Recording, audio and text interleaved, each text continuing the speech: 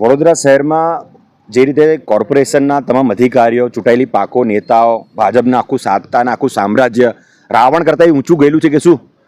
રાવણ પણ ભગવાનની પૂજા કરતો હતો, આખું લંકા પૂજા કરતું હતું ભગવાનની. તમે તો ભગવાનને પણ કચરાપેટીમાં નાખો છો.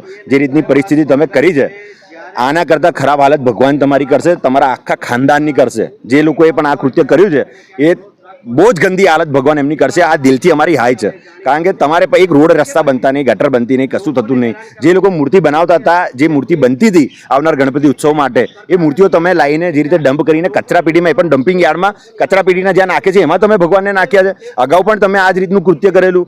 ઓપી રોડ પર મંદિર તોડીને રાત્રે 3 વાગે ભગવાનને કચરાપેટીમાં નાખેલા. એ જ પરિસ્થિતિ આજે ફરી નિર્માણ થઈ છે.